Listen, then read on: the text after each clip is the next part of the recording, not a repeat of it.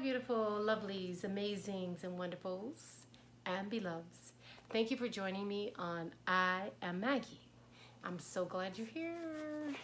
Okay, so what we've been doing is a nice, beautiful, slow crawl through this wonderful book, Excuses Be Gone by Dr. Wayne W. Dyer. And we are currently in part 1, Identifying and Removing Habitual Thinking. And we're in chapter 3, Your Excuse Catalog. So, excuses be gone. So right now, hit that like, hit that subscribe, and leave your positive comments, because I so look forward to hearing from you. Let's raise the vibration.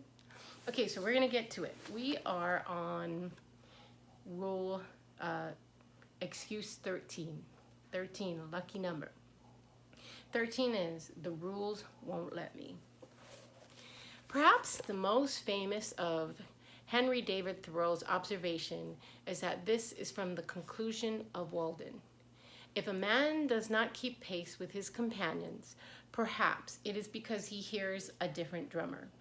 Do you hear a different drummer? I know many of you do, because you're tapped into your soul frail. And your soul frail knows your divine purpose. So we gotta grasp it, track it, and take action and do it. Okay, so Thoreau is referring to the unlikelihood of being able to always match to the same beat as everyone else, which we know, no. There are times in your life when you have to listen to the rhythm of rules that are beating within you. Boom, boom, boom, boom. Within you, and only you instead. But perhaps you latched onto a belief that the rules of society are so sacrosanct that bending them would be crossing a line that you or anyone should never cross. The words that follow the above sentence in Walden's are even more compelling for living an excuses be gone life. Let him step to the music which he hears, however measured or far away. I am not making a case for being a lawbreaker just for the sake of nonconformity. I am encouraging you to give up habitual behavior that demands following the rules and obeying laws when this keeps you from fulfilling your destiny. So we are higher order values people. And we know, we're common sense, we know right from wrong, we do know. And so we are taking that higher order values path, service to others, while we also care for ourselves and keep our glass full. And so what he's saying is, like, when you have limitations that you know is just like bullshit family, bullshit society, bullshit work, whatever it is, bullshit, standing in the way of you giving your best, giving your gifts, keeping you in excuses prison so that you never fully bloom. And you can see it in the vibration of a person when they're living their truth, when they're living their purpose, because they vibrate and they're vibrant and they're radiant and their cup is overflowing. And that's you. So, Bertrand Russell observed that from a childhood upward, everything is done to make the minds of men and women conventional and sterile. You got that? When you're in the OR, the idea or procedures, the field is sterile.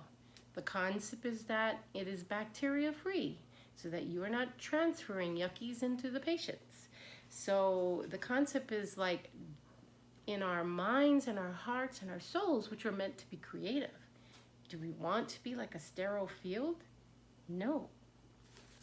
Okay, I'm not saying we want to be bacteria either. I'm just saying we're vibrant, we're full, we're flowing. The universe is coming through us. So, this includes many of the ethics, both written and spoken, that you've been taught to observe as you move through life.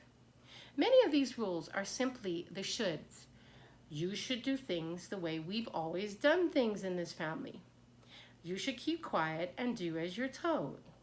You should fit in and take the courses that the school offers. You should take the advice of authorities rather than have a different option. you should want to continue living near family instead of moving across and out of the country, and so on. If you want to move away from your family, you should be able to do that with still your family supporting you. And then when you want to move back, your family should still support you. That's just how love works.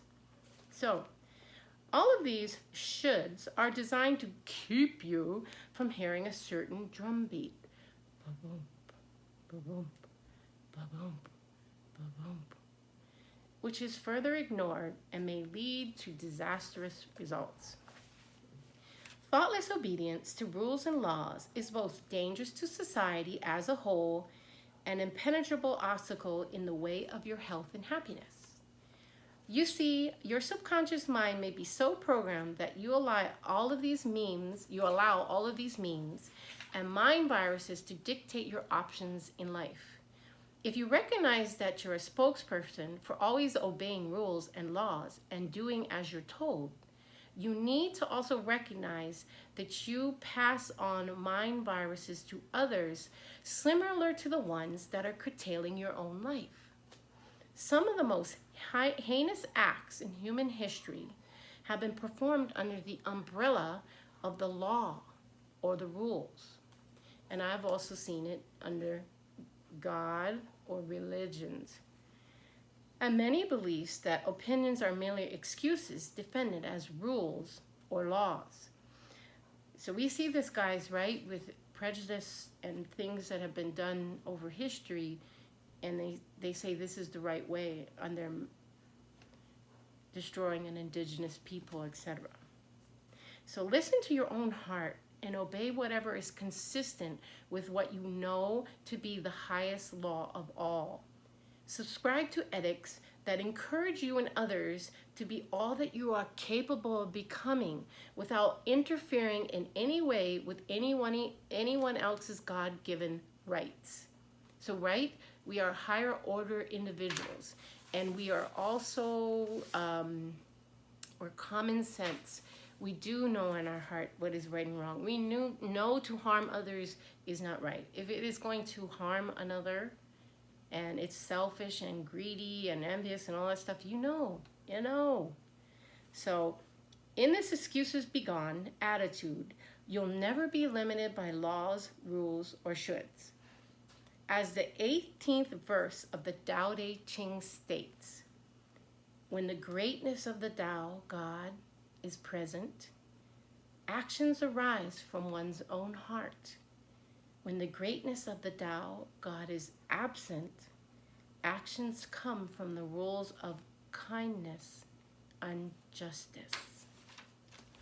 Those are in quotes, and that's to tell you, no, it's not really kindness or justice.